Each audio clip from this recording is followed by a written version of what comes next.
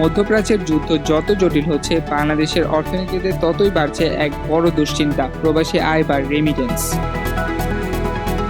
কারণ বাংলাদেশের মোট রেমিটেন্সের বড় একটি অংশ আসে উপসাগরীয় ৬ দেশ থেকে: সৌদি আরব, সংযুক্ত আরব আমিরাত, কাতার, ওমান, কুয়েত ও বাহরাইন। বাংলাদেশ ব্যাংকের সাম্প্রতিক বিশ্লেষণে দেখা গেছে ২০২৬-২৭ অর্থবছরের অক্টোবর থেকে ডিসেম্বর প্রান্তিকে দেশে মোট $৮৬৭ কোটি রেমিটেন্স এসেছে।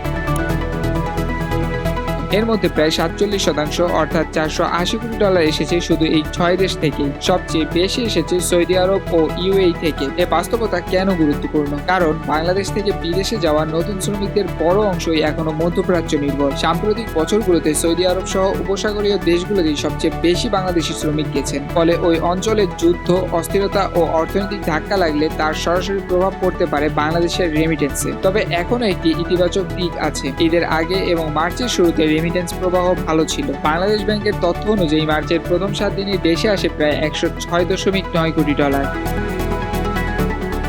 অর্থাৎ প্রবাসীরা এখনো টাকা পাঠাচ্ছেন এবং ব্যাংকিং চ্যানেলেও আস্থা রয়েছে। কিন্তু ঝুঁকি কোথায়? ঝুঁকি হলো যুদ্ধ যদি দীর্ঘ হয়। আন্তর্জাতিক সংবাদ মাধ্যমগুলোর প্রতিবেদন বলছে চলমান সংঘাত ইতিমধ্যে উপসাগরীয় জ্বালানি স্থাপনা, ব্যাংকিং স্থিতি এবং বাণিজ্যিক কার্যক্রমে চাপ তৈরি করেছে। S&P পর্যন্ত সতর্ক করেছে দীর্ঘ সংঘাত হলে উপসাগরীয় ব্যাংকগুলো বড় অঙ্কের আমানত ঝুঁকিতে পড়তে পারে। বাংলাদেশ ব্যাংকও একই সতর্কতা দিয়েছে, যুদ্ধ দ্রুত শেষ হলে প্রভাব সীমিত থাকতে পারে,